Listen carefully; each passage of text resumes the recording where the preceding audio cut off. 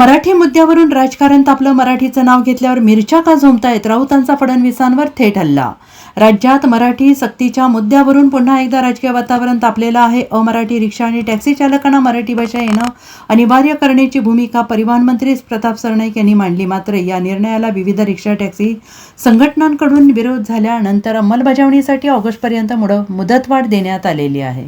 आणि या पार्श्वभूमीवर मनसे अध्यक्ष राज ठाकरे यांनी आक्रमक भूमिका घेत मराठी बोलणार नाही असं म्हणणाऱ्यांचे परवाने रद्द करावेत अशी मागणी केली. त्यांच्या या वक्तव्यानंतर राज्याच्या राजकारणात या मुद्द्यावरून आरोप प्रत्यारोप सुरू झालेले आहेत. दरम्यान मुख्यमंत्री देवेंद्र फडणवीस यांनी या वादावर प्रतिक्रिया देताना मराठी भाषा आणि अस्मिता जपण्याची गरज मान्य केली. मात्र भाषेच्या नावाखाली कोणत्याही प्रकारची मारहाण किंवा हिंसा मान्य नसल्याचं स्पष्ट केलं. यावर शिवसेना ठाकरे गटाचे खासदार संजय राऊत यांनी मुख्यमंत्र्यांवर थेट टीका केली.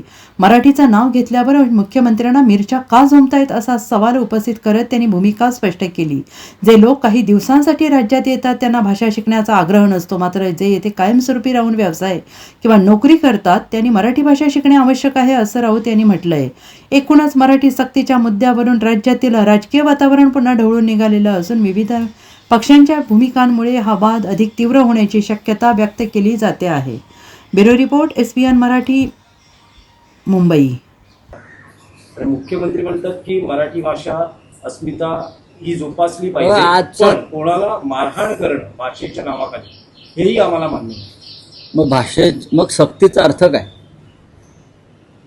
तुम्ही इथे जर पाहुणे म्हणून येत असाल, जसं आम्ही अनेक देशामध्ये जातो, फिरतो आणि येतो, तिकडे ती भाषा शिकण्याचा काही प्रश्न येत नाही.